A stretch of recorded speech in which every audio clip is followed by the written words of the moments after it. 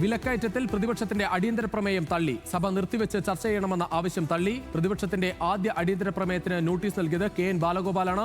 ഇന്ധനവില ഉയരുമ്പോഴും സെസ് കുറയ്ക്കാത്തത് ഉന്നയിച്ചു പ്രതിപക്ഷം.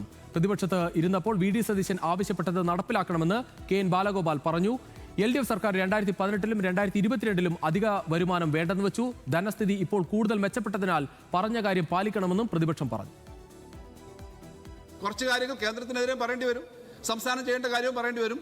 അത് ചർച്ച ചെയ്യുന്നതാണ് നല്ലത് എന്നുള്ളതാണ് സാർ ഇങ്ങനെ ഒരു അടിയന്തര പ്രമേയം അവതരിപ്പിച്ചത്. അത് ചർച്ച ചെയ്യണമെന്നാണ്, അല്ലാതെ വേറൊരു കാര്യമില്ല. അതിനകത്ത് അങ്ങനെ ചർച്ച ചെയ്യുമ്പോൾ നമ്മുടെ ബഹുമാനപ്പെട്ട മുഖ്യമന്ത്രിക്ക് അദ്ദേഹം പറഞ്ഞ കാര്യങ്ങൾ പാലിക്കുന്ന ആളാണ് എന്ന് തെളിയിക്കാൻ പറ്റും. ഇപ്പോൾ അദ്ദേഹത്തിൻ്റെ സ്വഭാവം, അദ്ദേഹം പറഞ്ഞ കാര്യങ്ങളൊക്കെ വാക്ക് പ്രധാനമാണെന്ന് മാത്രം, വാക്ക് മാത്രമാണെന്ന് വരരുത്, വാക്ക് പാലിക്കുന്നതാണ് എന്ന് വരാൻ വേണ്ടിയിട്ട് അദ്ദേഹത്തിന് വാക്ക് പ്രധാനമാണെന്ന് പറയുമ്പോൾ വാക്ക് പാലിക്കാനാണ് പ്രാധാന്യം കൊടുക്കേണ്ടത് എന്നൊരു സമീപനം VD സതീശൻ ബഹുമാനപ്പെട്ട മുഖ്യമന്ത്രി സ്വീകരിക്കണം. ഇന്ധനവില വർധനയിലൂടെ കിട്ടുന്ന അധിക വരുമാനം വേണ്ടെന്ന് വയ്ക്കണമെന്ന ആവശ്യം മുഖ്യമന്ത്രി തള്ളി. മുൻ സർക്കാർ ഉണ്ടാക്കിയ കടം വീട്ടേണ്ടേ എന്നായിരുന്നു ചോദ്യം. തോമസ് ഐസക് പറഞ്ഞത് സംസ്ഥാന നികുതി കുറയ്ക്കുക എന്ന മണ്ടത്തരം ചെയ്യില്ല എന്നാണ്. ആ മണ്ടത്തരം താൻ കാട്ടണോ എന്നും മുഖ്യമന്ത്രി ചോദിച്ചു. നികുതി കുറയ്ക്കുന്ന മണ്ടത്തരം ഇടത് സർക്കാർ കാണിക്കില്ല എന്ന് ഇടത് സർക്കാരിൻ്റെ മുൻ ധനകാര്യമന്ത്രി ഈ സഭയിൽ വന്ന് സംസാരിച്ചാണ്. അപ്പോൾ എന്നോട് മണ്ടത്തരം ചെയ്യാൻ വേണ്ടിയിട്ടാണോ മുൻ ധനകാര്യമന്ത്രി എന്നെ ഇപ്പോൾ ഉപദേശിച്ചത്? ഇപ്പോൾ പറഞ്ഞല്ലോ, ഈ പൈസ എടുത്ത് കൊടുക്കാൻ പറഞ്ഞല്ലോ. നിങ്ങളുടെ കടം തീർക്കണ്ടേ? 2893 കോടി രൂപ നിങ്ങൾ സിവിൽ സപ്ലൈസ് കോർപ്പറേഷൻ കൊടുക്കാനുണ്ട്.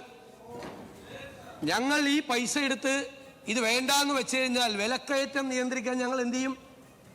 സിവിൽ സപ്ലൈസ് കോർപ്പറേഷൻ ആണ് കേരളത്തിൽ വിലക്കയറ്റം നിയന്ത്രിക്കാൻ മാർക്കറ്റ് ഇന്റർവെൻഷൻ നടത്തേണ്ട ഏജൻസി. ആ മാർക്കറ്റ് ഇന്റർവെൻഷൻ നടത്തേണ്ട ഏജൻസിക്ക് 3000-ഓളം കോടി രൂപ കടമായി കൊടുക്കാനുള്ളത് ബാക്കി വെച്ചിട്ടാണ് പോയത്. ഇവിടുന്ന് കിട്ടുന്നത് 100-500 കോടി രൂപയാണ്. സംസ്ഥാനത്തെ സാമ്പത്തിക സ്ഥിതിയിൽ ധവളപത്രം എന്ന ഉമ്മാക്കി കാട്ടി പേടിപ്പിക്കാൻ നോക്കേണ്ട എന്ന് പിണറായി വിജയൻ പറഞ്ഞു. ധവളപത്രം വരുമ്പോൾ നമുക്ക് കാണാമെന്ന് മുഖ്യമന്ത്രിയോട് പ്രതിപക്ഷ നേതാവ്. എല്ലാ ഭാരവും സാധാരണക്കാർക്ക് മേൽ വരുന്നെന്നും പിണറായി വിജയൻ പറഞ്ഞു. നേരത്തെ പറഞ്ഞ അതേ വാചകത്തിൽ ബഹുമാനപ്പെട്ട മുഖ്യമന്ത്രി നിൽക്കുന്നുണ്ടോ എന്നുള്ളതാണ് സംസ്ഥാനത്തോട് പറയേണ്ടത്. അന്ന് പ്രതിപക്ഷ നേതാവായിരിക്കുമ്പോൾ പറഞ്ഞ കാര്യങ്ങൾ അത് പാലിക്കാൻ ഇപ്പം തയ്യാറുണ്ടോ? അതാണ് വരുന്ന പ്രശ്നം. അതിനാണ് അദ്ദേഹം വിശദീകരണം യഥാർത്ഥം നൽകേണ്ടിയിരുന്നത്. ധവളപത്രം വരുന്നുണ്ടെന്ന് പറഞ്ഞു, അത് വരുമ്പോൾ നമുക്ക് കാണാം. അതിനെക്കുറിച്ച് എന്താണോ പറയാനുള്ളത് ആ ഘട്ടത്തിൽ ഞങ്ങൾ പറഞ്ഞോളാം. ആ ധവളപത്രം എന്ന ഉമ്മാക്കി കാണിച്ച് ഞങ്ങളുടെ വായടപ്പിക്കാൻ ശ്രമിക്കരുത് എന്നാണ് മുഖ്യമന്ത്രിയോട് പറയാനുള്ളത്.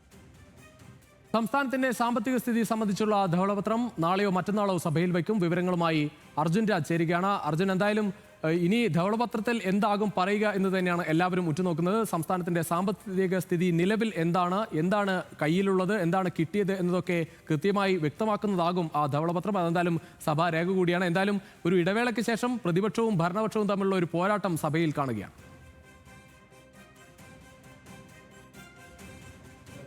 രുചീഷ്, തീർച്ചയായും നിയമസഭയിൽ വീണ്ടും ഭരണ പ്രതിപക്ഷ വാക്ക് പോരും ഒക്കെ തുടങ്ങുന്നതാണ് ഇന്ന് കാണാൻ കഴിഞ്ഞത്. പ്രത്യേകിച്ച് കഴിഞ്ഞ നിയമസഭാ കാലയളവിലൊക്കെ ഏറ്റവും കൂടുതൽ ചർച്ചയായിട്ടുള്ള സംസ്ഥാനത്തിൻ്റെ സാമ്പത്തിക സ്ഥിതി, വിലക്കയറ്റം ഉൾപ്പെടെയുള്ള വിഷയങ്ങൾ തന്നെയാണ് ഇന്നും നിയമസഭയുടെ മുന്നിൽ വന്നത്. വിലക്കയറ്റം സഭ നിർത്തിവെച്ച് ചർച്ച ചെയ്യണമെന്നുള്ളതായിരുന്നു ആദ്യ അടിയന്തര പ്രമേയം. UDF സർക്കാരിൻ്റെ കാലത്ത് പ്രതിപക്ഷം കൊണ്ടുവരുന്ന ആദ്യ അടിയന്തര പ്രമേയ നോട്ടീസിലെ ആവശ്യം. സാമ്പത്തിക സ്ഥിതി മോശമാണ് എന്നുള്ളത് കാണിച്ചുകൊണ്ടാണ് ഇതിന് ഭരണപക്ഷം മറുപടി നൽകിയത്. പ്രത്യേകിച്ച് സിവിൽ സപ്ലൈസിലടക്കം 3000 കോടി രൂപയുടെ കടം ഉണ്ടാക്കി വെച്ചാണ് കഴിഞ്ഞ സർക്കാർ പോയിട്ടുള്ളത്. അതുകൊണ്ട് വിപണി ഇടപെടലിന് ഈ കടം കൊടുത്തു തീർക്കേണ്ടത് ആദ്യത്തെ ഉത്തരവാദിത്തമാണ് എന്നുള്ളതാണ് മുഖ്യമന്ത്രി ഇക്കാര്യത്തിൽ ചൂണ്ടിക്കാണിച്ചത്.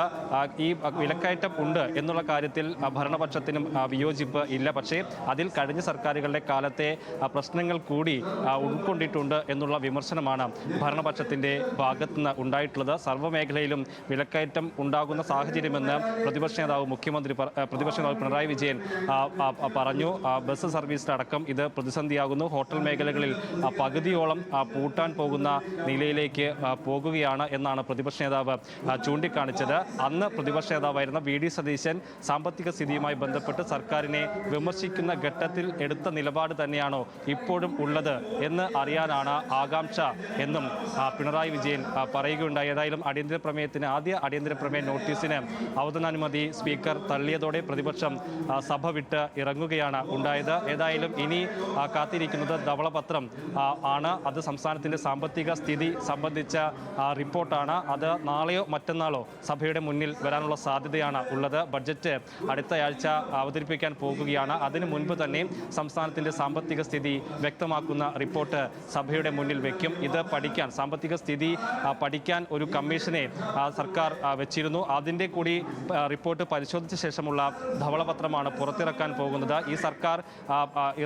വരുന്നതിന് മുൻപ്, അതായത് കഴിഞ്ഞ സർക്കാരിൻ്റെ കാലത്ത് ഏതാണ്ട് 6000 കോടി രൂപയുടെ ബാക്കിയിരിപ്പ് ഖജനാവിൽ ഉണ്ടായിരുന്നു എന്നുള്ളതായിരുന്നു കഴിഞ്ഞ സർക്കാരിൻ്റെ അവകാശവാദം. അത് തള്ളുന്ന നിലയാണ് ഭരണപക്ഷം കാഴ്ചവെച്ചത്. അതായത് ഖജനാവ് കാലിയാക്കിയാണ് LDF സർക്കാർ പോയത് എന്നുള്ള വിമർശനമായിരുന്നു UDF-ന്. സാമ്പത്തിക സ്ഥിതി എന്താണെന്നുൾപ്പെടെയുള്ള കാര്യങ്ങൾ വിശദീകരിക്കപ്പെടുമ്പോൾ അക്കാര്യങ്ങൾ പുറത്തേക്ക് വരും. ഖജനാവിൽ എത്ര രൂപയാണ് ബാക്കിയുണ്ടായിരുന്നത്, കഴിഞ്ഞ സർക്കാരുകളുടെ കാലത്ത് കേന്ദ്ര സർക്കാരിൽ നിന്ന് എത്ര രൂപ ലഭിച്ചു എന്നതുൾപ്പെടെയുള്ള കാര്യങ്ങളൊക്കെ വിശദീകരിക്കപ്പെടും. ഏതായാലും ഇനി ഏറ്റവും കൂടുതൽ ചർച്ചയാകാൻ പോകുന്നത് സംസ്ഥാനത്തിൻ്റെ സാമ്പത്തിക സ്ഥിതി സംബന്ധിച്ചിട്ടുള്ള ധവളപത്രമായിരിക്കും.